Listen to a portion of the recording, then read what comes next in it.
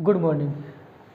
आज हम अपने चैप्टर को आगे बढ़ा रहे हैं कि हम अभी जो सीख रहे थे चैप्टर आर्टिकल का सेकंड पार्ट डेफिनेट आर्टिकल, और उससे पहले हमने डेफिनेट आर्टिकल की 2 क्लासें हो चुकी है।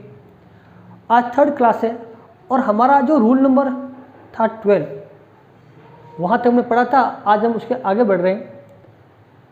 मैंने पहले भी कहा था कि डेफिनेट आर्टिकल में कुछ नियम ऐसे हैं जो फैक्ट पे आधारित है, कुछ कंसेप्ट पे, तो हम दोनों को साथ ले रहे हैं।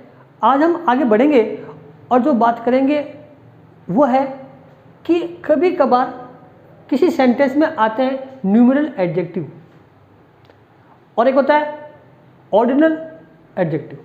दोनों बात सुनना। अपना जो नियम है वो है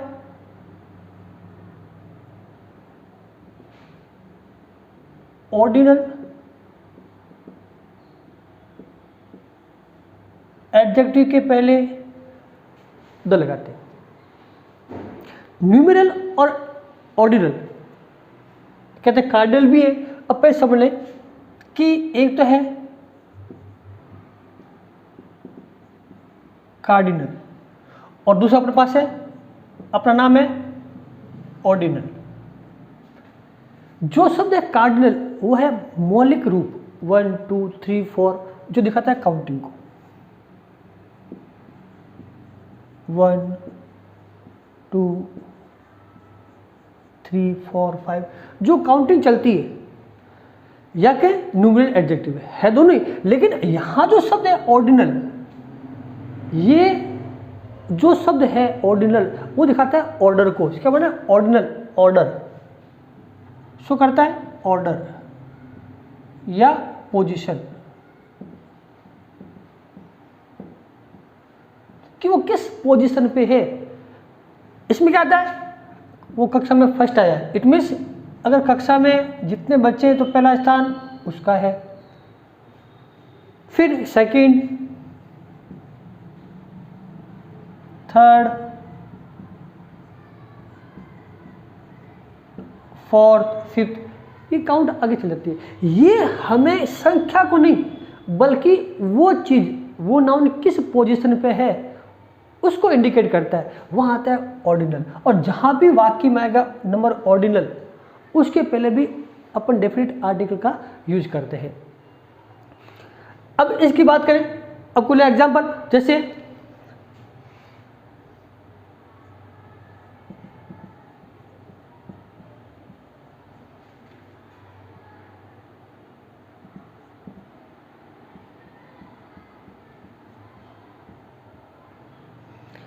The first boy in second row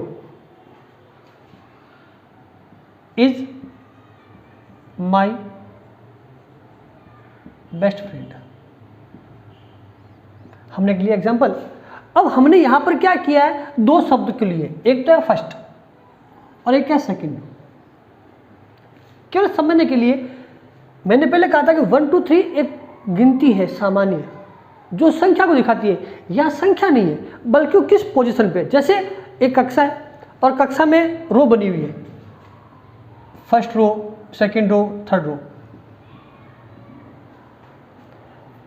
अब बच्चे बैठे हुए 1 2 1 2 1 2 ऐसा में मान लेना है। अब वो कह रहा है कि इस सेकंड रो में, यानी यहां पर ये इसका क्रम हो गया, ऑर्डर हो गया, और फर्स्ट बॉय यानी ये जो लड़का है, यानी उसका स्थान बता रहा है पोजीशन को, वो मेरा बेस्ट फ्रेंड है। तो इस पोजीशन में दोनों के पहले द लगाई, क्योंकि दोनों जो है वो नंबर कौन से हैं, ऑर्डिनल नंबर है। तो जहां भी आता है नंबर ऑर्डिनल या कोई ऐसा शब्द जो किसी की बताए पोजीशन को, उसके पहले डेफिनेट आर्टिकल द लगाते हैं। इसका ले स्क्रीनशॉट पे आगे चलते हैं।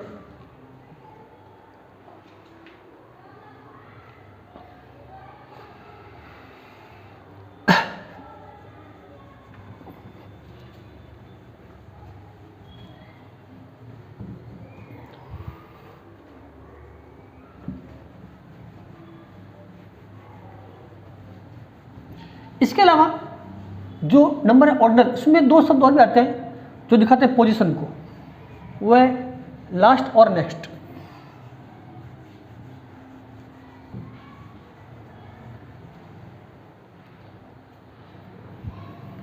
साथ है लास्ट चैप्टर, इसको होता है द फर्स्ट चैप्टर। तो the first chapter, the last chapter से बनेंगे शब्द कौन से हैं? लास्ट और नेक्स्ट। ये भी वैसे तो दिखा रहे पोजीशन है, लास्ट अंतिम, नेक्स्ट अगला, हो गया पोजीशन। अब इनके साथ में आता है नाउन, तो इनके पहले द आएगा। जैसे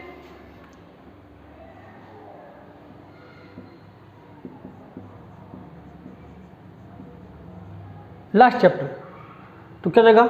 द लास्ट चैप्टर। अब मैं कह दूं नेक्स्ट बॉय, यानी अगला लड़का है, तो द नेक्स्ट बॉय। लेकिन इन शब्दों के साथ में अगर दे रखा है समय, तो यहां तो आएगा द।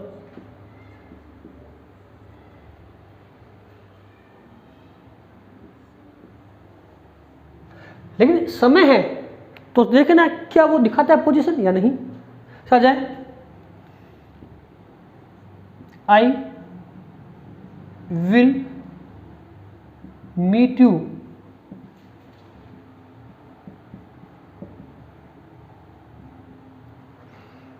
अब यहां पर देखो शब्द आ रहा है नेक्स्ट, जो अपने बात की थी। अब साथ कह रहा है वीक। वीक ऐसे नाउन है, लेकिन ये क्या शो कर रहा है? यहां पर टाइम को शो कर रहा है, अगले शब्द।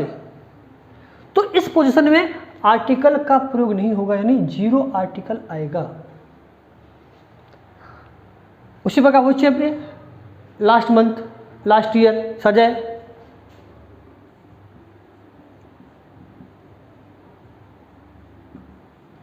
Last month we went there. Okay, यहां यूज करना आपको आर्टिकल, तो क्या होगा? तो वही देखना है, लास्ट तो आ रहा है, लेकिन साथ में जो मंथ है वो कौन है तो नाउन, लेकिन कौन है? वो टाइम है। तो जब नेक्स्ट और लास्ट के साथ में जब टाइम हो, तो उसके पहले आर्टिकल का प्रयोग नहीं होगा, जीरो आर्टिकल आएगा। तो हमें एक बात और देख लेनी यहाँ पर कि लास्ट और नेक्स्ट के साथ अगर नाउन है तब तो आएगा द, और लास्ट और नेक्स्ट के बाद अगर टाइम है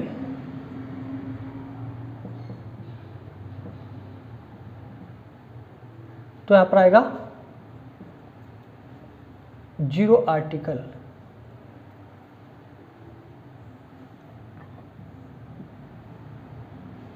ये हमें याद रखना है। यह आज का अपना फर्स्ट नियम है कि ऑर्डिनल नंबर जो किसी की पोजीशन को दिखाए वहां पर हमें आर्टिकल करना है द, क्योंकि वो पोजीशन फिक्स होगा वहां पर, इसलिए। लेस शॉर्ट पे आगे चलते हैं।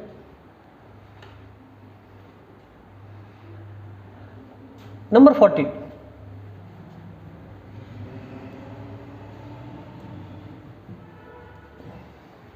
अब अपने पास इतने अधिक नियम नहीं है, और जो भी नियम है वो कुछ फैक्ट पे है कि उनके साथ द आता है, हम उन्हीं की बात करेंगे। और जहाँ होगा कोई ट्विस्ट, वैसे मैंने पहले कह दिया इतने अधिक नहीं हम, लेकिन जहाँ होगी वहाँ उन पर हम डिटेल से बात करेंगे। Room number 14।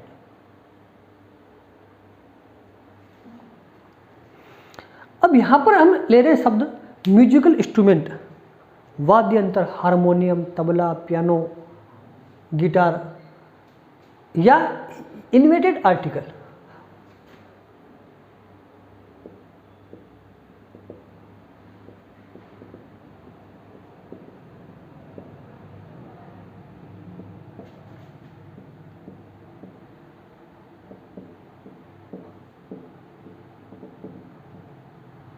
कोई भी है, यानी कोई भी चीज जो वाद्य यंत्रों या जिस चीज का आविष्कार किया गया हो, इन्वेंट किया गया हो, उनके पहले आर्टिकल द आता है।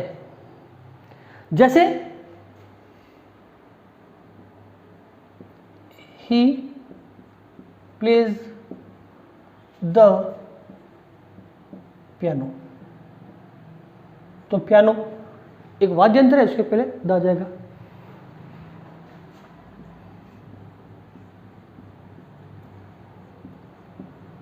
Zakir Hussain plays the tabla well. तो तबला जो है इंस्ट्रूमेंट है म्यूजिकल, तो उसके पहले द आ गया। तो यहां पर द आना फिक्स है। उसी प्रकार कोई आर्टिकल जिसका इन्वेंट किया गया, सपोज है हु इन्वेंटेड द टेलीस्कोप, यानी दूरबीन का इसका किसने किया, ये इन्वेंट की बात कर रहा है, तो आएगा द। एक सामान्य बात है।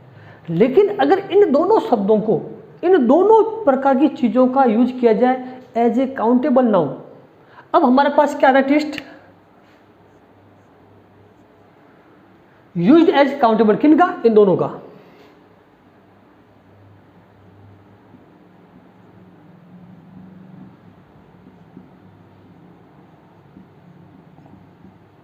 तो कैसे होगा, अब वो समझना है। नाम ही होगा, हारमोनियम में तबला कुछ सकता है, जैसा आ जाता है यहां पर ही आई बॉट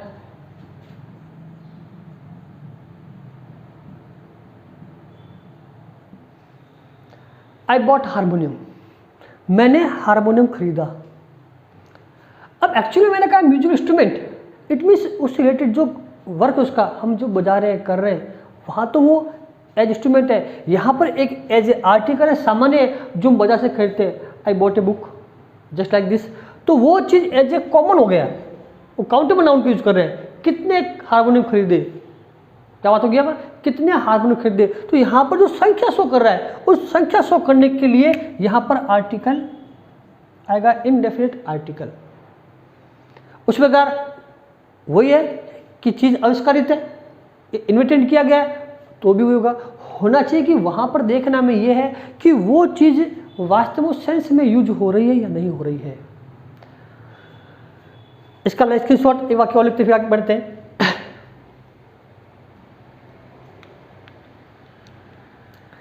जैसा देता है ये लेते थे अपन,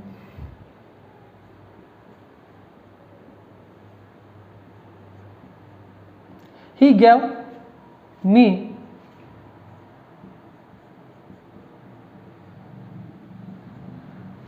उसने मुझे एक टेलीविजन दिया। कितने दिए, अब वो काउंट करेगा, वही चीज़ है एक सामान्य अर्थ में, तो ए टेलीविजन। तो हमें देखना है कि जब कोई भी नाउन जो म्यूजिकल इंस्ट्रूमेंट हो या ऐसी कोई आर्टिकल जिसका इन्वेंशन किया गया हो, जो आविष्कारित हो, अगर उनका यूज करते हैं, अगर उस यूज में म्यूजिकल को बजाने के लिए और इंस्ट्रूमेंट का यूज करने के लिए वो किस रूप में हुआ है, तब तो आएगा आर्टिकल द। लेकिन अगर उन दोनों को यूज किया जाए एज ए काउंटेबल नाउन, तो उनके पहले आएगा इनडेफिनिट आर्टिकल, ए और एन का प्रयोग करते हैं। इट मीन्स यहाँ पर जब होगा ए और एन का प्रयोग होगा, ये चीज़ हमें याद रखनी है। तो इसका स्क्रीनशॉट ले, आगे बढ़ते हैं।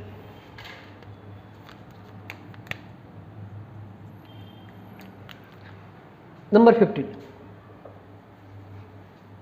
मैंने पहले कहा कि आज अपने पास जो नियम होंगे वो बहुत ही छोटे और सटीक होंगे, बस उनको में याद रखना है और आगे चलते रहना है।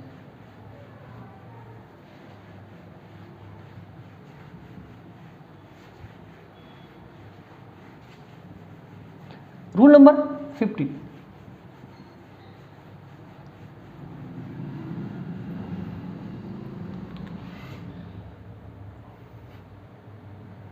अब वो क्या कहता है, अब हमारे पास जो गवर्नमेंट की ब्रांचेज है, नाम दे रहा हूं, मैंने कहा ना कि अपन ऐसे नाम लेंगे जिससे ज़्यादा लिखने की जरूरत न पड़े।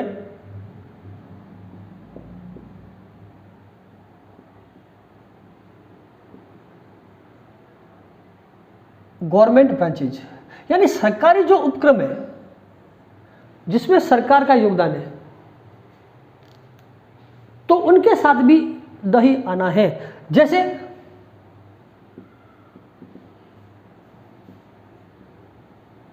High court,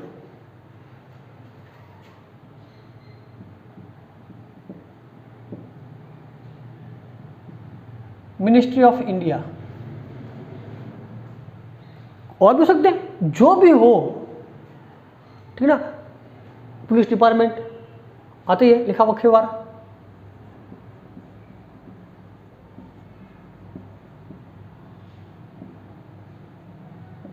central bureau of India CBI, ऐसा हो सकता है।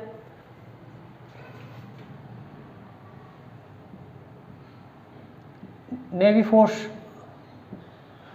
ये सभी जो है हमारे सरकार के उपक्रम है, गवर्नमेंट ब्रांचेज है, इनसे का सरकार का पूर्ण नियंत्रण है। इनके पहले भी आर्टिकल, सबके पहले द लगाना है।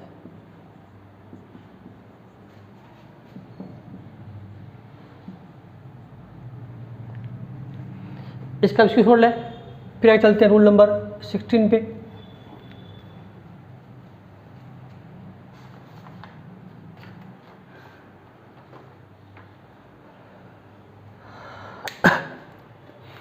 अब कहते हैं पहले छोटे नियम, बिफोर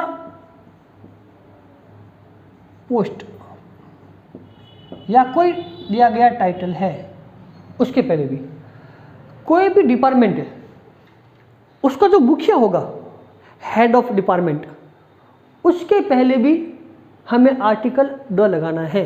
जैसे बात करें अपन शिक्षा के क्षेत्र में, स्कूल की है तो वहां पर हेडमास्टर है या प्रिंसिपल है। बैंक जाए तो वह मैनेजर है।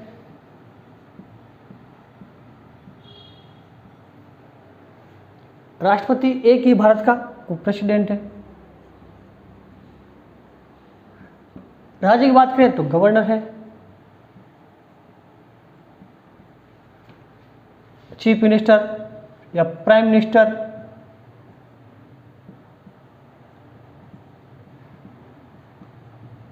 बहुत सारे हैं। द एजुकेशन मिनिस्टर, शिक्षा मंत्री, मंत्री बहुत से हैं, शिक्षा के मंत्री का विभाग का वो हेड है। तो इस प्रकार कोई भी पोस्ट दिया गया, कोई टाइटल दिया गया है जो उस इंस्टीट्यूशन का सबसे बड़ा हेड है, head of the department, short में head of the department, HOD. क्या नाम देना है? एचओडी। याद होगा, हेड ऑफ डिपार्टमेंट। और उस हेड ऑफ डिपार्टमेंट के पहले भी आर्टिकल द लगाना है, क्योंकि वो एक विशेष हो गया पद। तो उन सब के पहले भी आर्टिकल द का ही यूज करेंगे।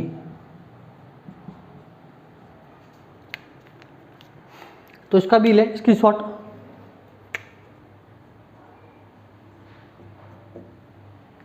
तो चलते हैं।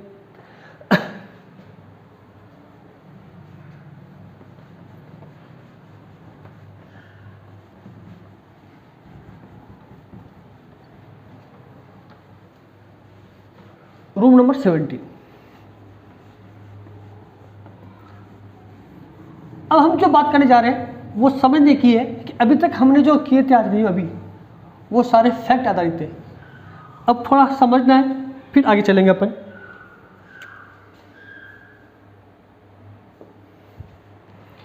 अब क्या कहता है कि कॉमन नाउन जो पहले भी आया है उसका यूज किया जाए एब्स्ट्रैक्ट नाउन के रूप में।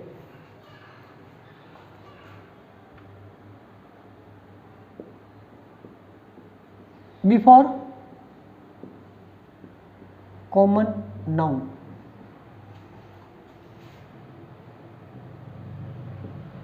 Used as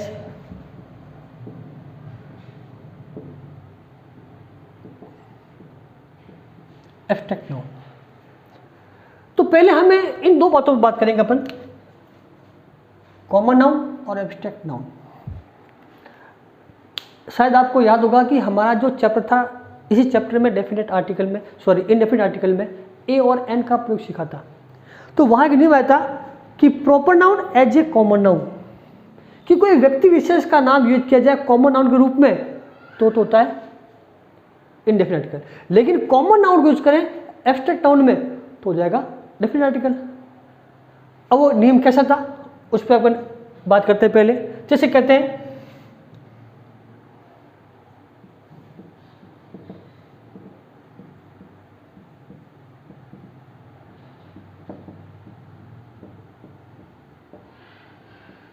he is a Sachin of our school.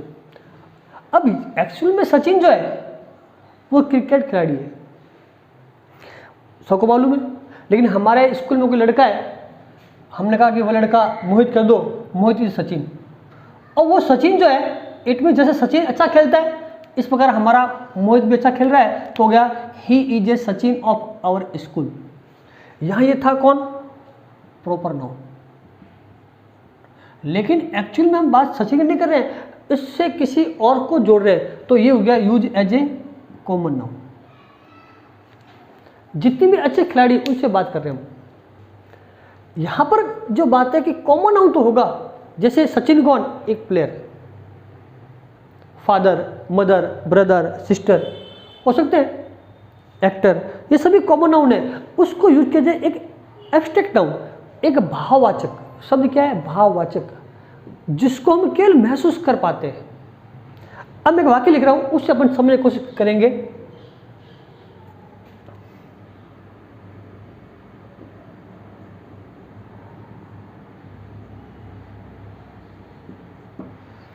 I found a baby, कि हम कहीं जा रहे थे और हमें रास्ते में कोई एक बच्चा मिल गया, हमने देख लिया उसको, तो ए बेबी। अब जो ही बच्चे को देखा तो अब हमारे मन में क्या विचार आएगा, या किस आदमी ने इसको यहाँ पर छोड़ दिया आएगा, या कोई औरत होगी तो वो भी सोचेगी किस माँ ने ऐसा किया, कौन ऐसी निर्दयी माँ है जो अपने बेटे को, जो अपना कलेजा है उसको छोड़ गई है। वो जो भाव आए तो क्या हो सकता है, वाक्य बनेगा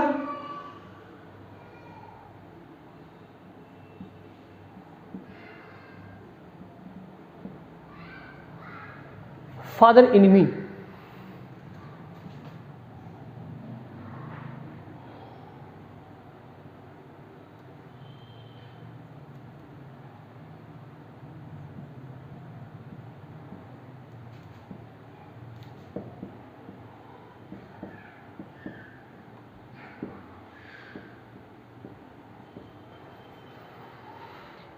अब यहां पर जो सब लिखा मैंने, father in me forced me to rush RUSH to the baby. अब क्या, जो मैंने बच्चों को देखा मेरे मन विचार आया कि ये बच्चा किसका है, तो मेरे अंदर जो पिता था वो जागा और उसने मुझे कहा कि तू क्या कर रहा है, फोर्स किया उस बच्चे को, मैं दौड़ा देखते, तो मेरे अंदर पिता का भाव। अब पिता कौन है, एक्चुअली पिता एक कॉमन नाउन है, लेकिन यहां जो हो रहा है पिता का भाव जागा, यानी कहेंगे पितृत्व भाव, यानी पैटर्नल फीलिंग वो जाग गई। अब यहां जो होगा द फादर इन मी, मेरे अंदर का पिता जाग गया और उसने मुझे कहा कि तुम जाओ उस बच्चे उठा लो, और साथ में जो अगर मां है तो क्या सकता है,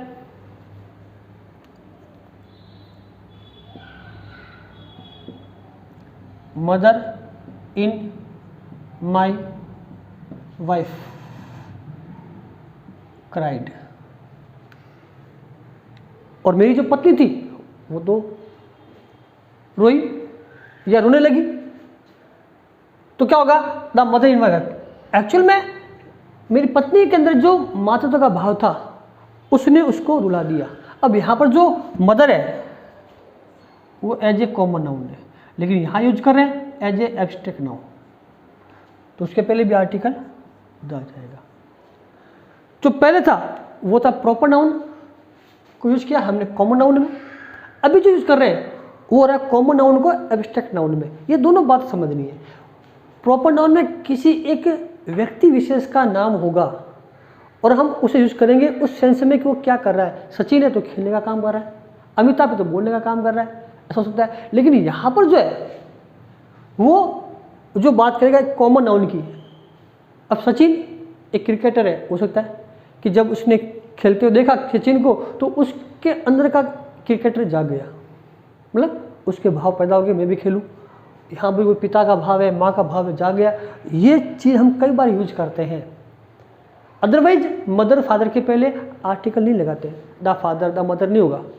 लेकिन अगर इस सेंस में है एज ए एब्स्ट्रैक्ट नाउन तो उसके पहले आर्टिकल द लगेगा। लेट्स का स्क्रीनशॉट।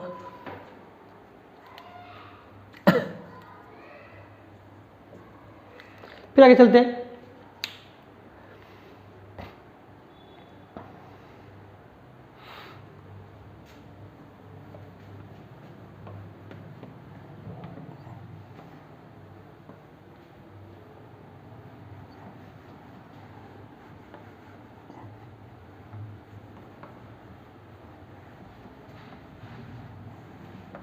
रूल नंबर 18 अब बात करेंगे अपन।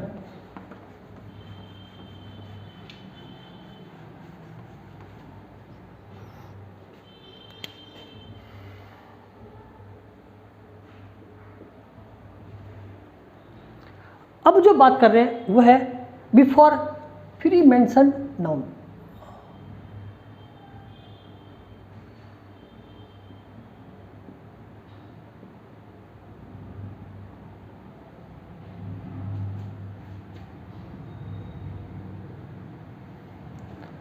यानी पूर्व उल्लेखित संज्ञा के पहले। अगर नाम ने हिंदी में समझना उसको, क्योंकि हमारा जो बैच है वो हिंदी भाषी है।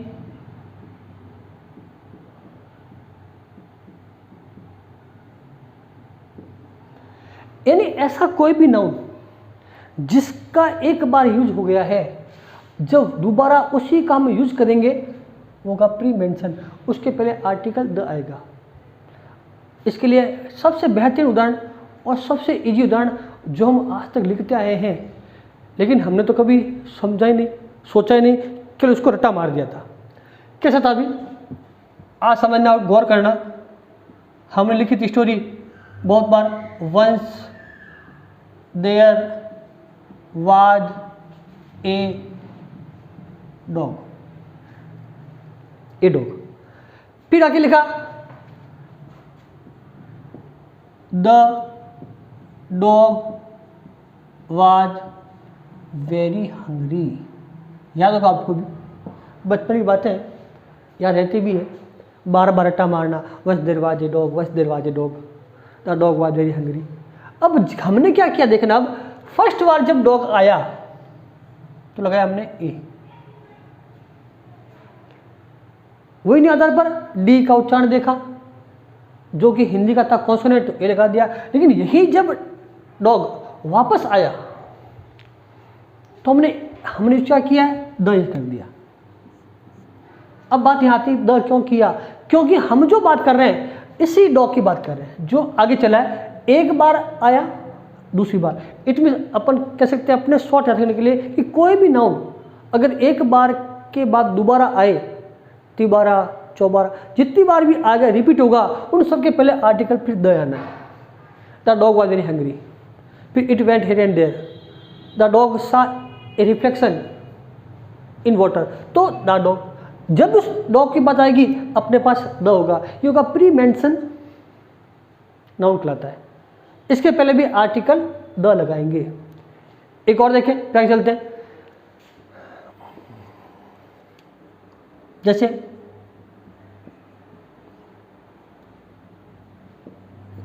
आई फाउंड ए बैग,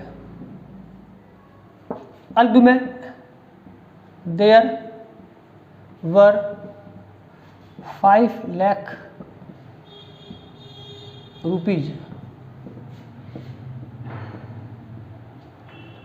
अब मैंने ब्लैंक कर दिया है कि मुझे एक बैग मिला, बस समझा तो मिल गया। लेकिन जब उस बैग को खोला, किस बैग को, उस बैग को, अब सुनना, मुझे एक बैग मिला, रास्ते में जा रहा था, फिर मैं उसको घर ले गया, मैंने उस बैग को खोला तो उसमें मुझे 5 लाख मिले। किस बैग को, जो मुझे मिला था। इट मीन्स उस बैग को हम उसको इंडिकेट कर दिएंगे अपनी भाषा हिंदी में भी, तो वो हो गया डेफिनेट। या ये था 1 नंबर पर मेंशन, और हमने इसको वापस जब यूज किया तो वापस हो गया सेकंड टाइम पर। ये लगा दे नंबर 1। जब सेकंड टाइम आए, मैंने कहा ना, अब जितनी बार भी रिपीट होगा उन सब के पहले द लगाना है। तो इस प्रकार नियम कहता है कि जब कोई नाउन सेकंड टाइम रिपीट हो उसके पहले भी आर्टिकल द लगाना है, या उसका नाम देंगे प्री मेंशन नाउन के पहले, या रिपीट नाउन के पहले भी अपन आर्टिकल लगाते हैं द।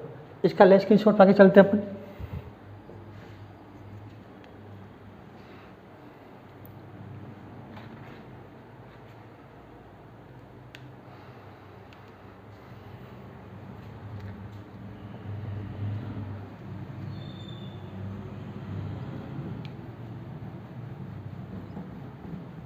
कभी आपने नाम सुना होगा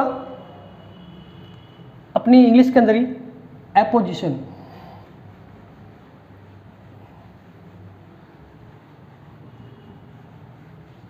क्या शब्द है? अपोजिशन।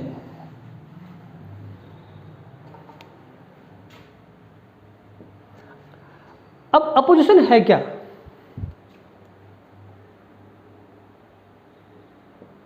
Noun in opposition.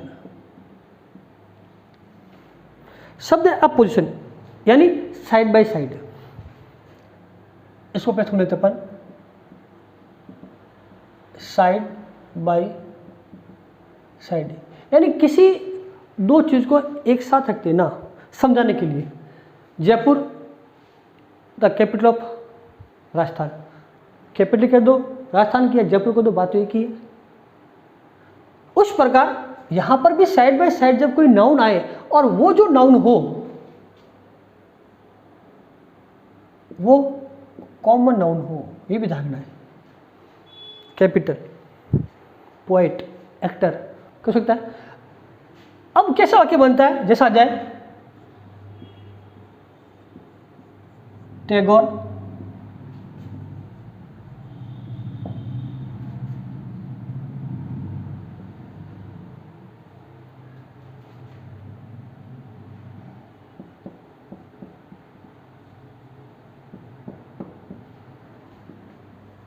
पहले कुछ वाक्य ले फिर समझते हैं।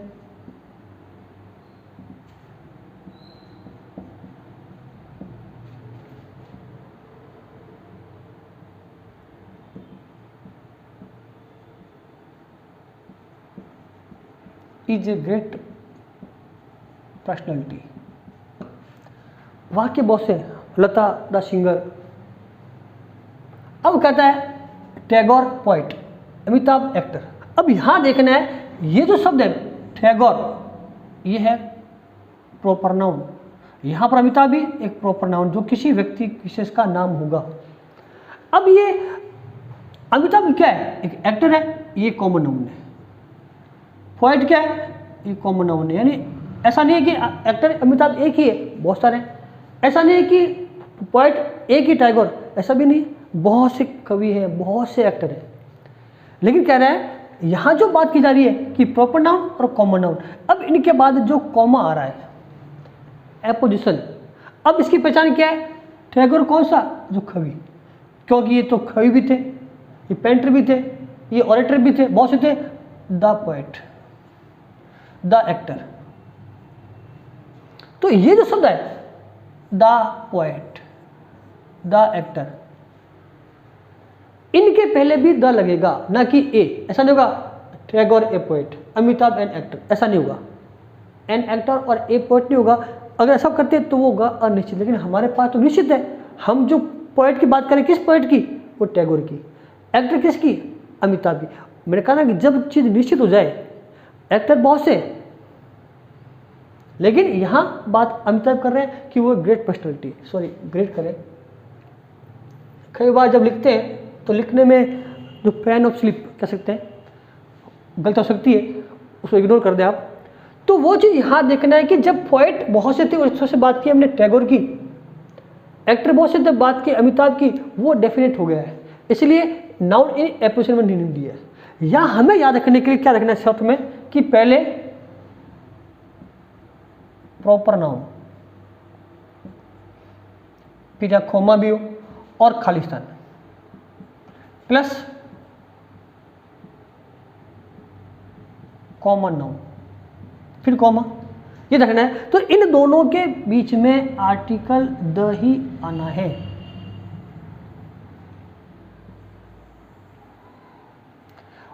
और समझ कैसे कह सकते हैं भी, जो भी यहां नाम होगा उससे रिलेटेड उसका होगा। जैसे आ जाए लता मंगेशकर, कौन है? सिंगर। विराट कोहली, बैट्समैन हो सकता है, तो उससे नाम जुड़ा होगा, वो किस फील्ड से रिलेटेड है, तो उनके बीच में द लगाना है। आजकल ये क्वेश्चन जो है बहुत आ रहे हैं, तो इस पृष्ठा लगा लें। जिसका कारण ये है कि अक्सर जो क्या होता है, हम इनको देख के एक्टर ए एन लगा देंगे, लेकिन हमें देखना है या एक्टर की बात हो रही है अमिताभ की, पोएट की बात हो रही है टैगोर की, इस प्रकार से इसका स्क्रीनशॉट लें, फिर आगे चलते हैं।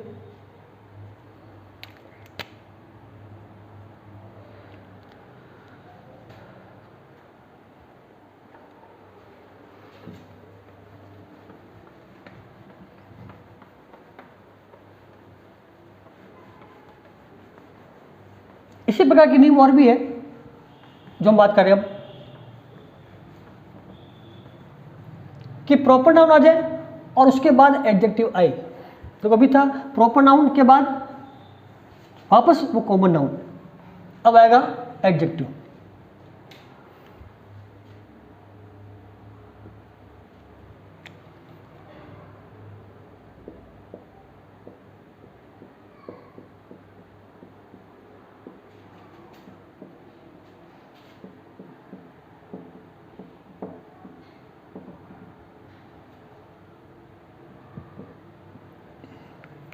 तो होना है द। कई बार सुनते थे अशोक ग्रेट। अब अशोक ग्रेट, अब अशोक कौन है? प्रॉपर नाउन है, ग्रेट एडजेक्टिव है। पहले कहता प्रॉपर नाउन और कॉमन नाउन, यहां जो ग्रेट है वो कौन है? एडजेक्टिव। यहां कौन है? Proper noun. यानी अशोक महान, वो विशेषता है, तो अशोक द ग्रेट। और ऐसे जो आते हैं सेंटेंस, वो अधिकांश अपन कोई लिखते हैं हेडिंग या टाइटल, वहां इनका यूज करते हैं।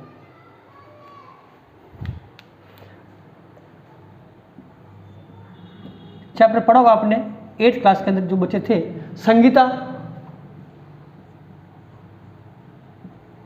The brave girl. अब यहां पर पीछे के अंदर मतलब ब्रेव कौन है? एडजेक्टिव है, Sangeeta the brave girl. Sangeeta the brave, तो बात हुई है एक बहादुर लड़की, एक महान राजा।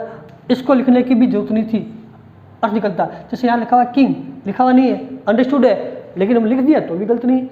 मैंने दोनों वाक्य लिखे, यहाँ पर मैंने लिख कर दिया अंडरस्टूड। अशोक कौन था?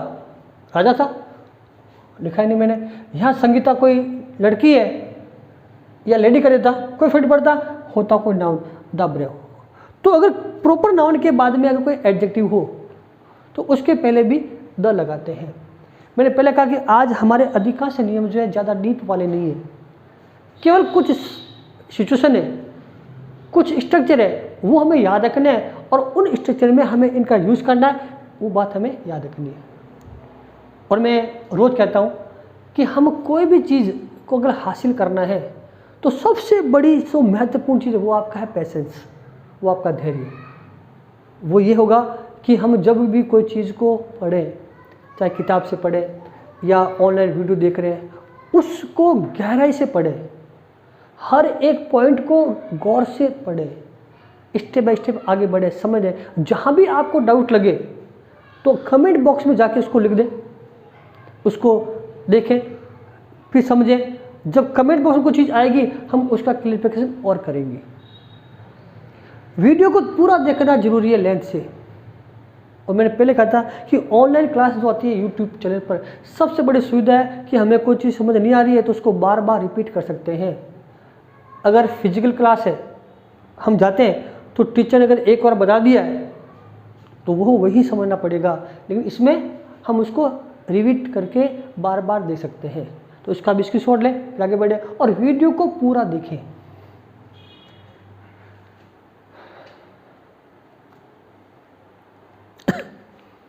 नेक्स्ट अगला देखते अपन,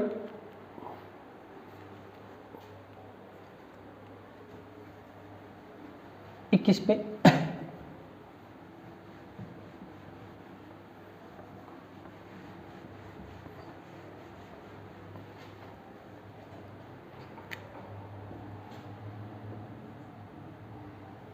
बिफोर द मेजरमेंट,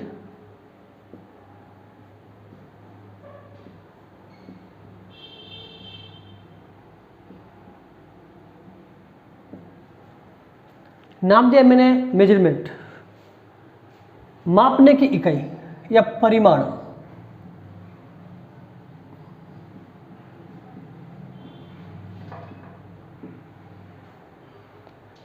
तो जो परिमाण है, मेजरमेंट है, हम उस पर बात कर रहे हैं। कोई चीज हम जब माप करते हैं, किलो, लीटर, मीटर, डजन, ये उसके माप है, तो उनके पहले दल करते हैं। जैसे आता है milk is being sold bye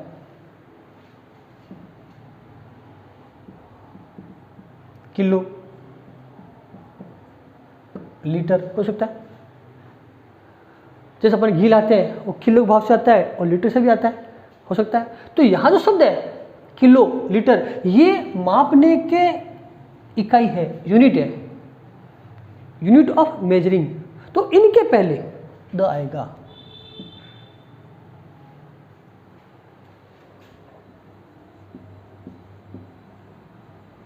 mangoes are being sold by dozen, कि यहाँ जो आम बेच रहे हैं वो दर्जन के भाव से बेच रहे, तो बाय द डजन। या हमें ध्यान रखना है एक फॉर्मेट कि आ जाए बाई के साथ में अगर यहां कोई नापने की इकाई है तो उनके बीच जो है वो द ही आना है। ये भी आप याद कर लें।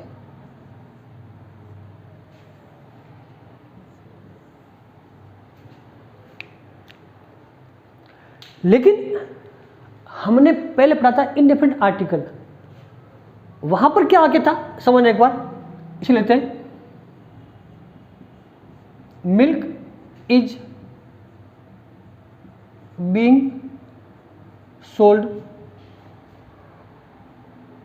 एट ₹40।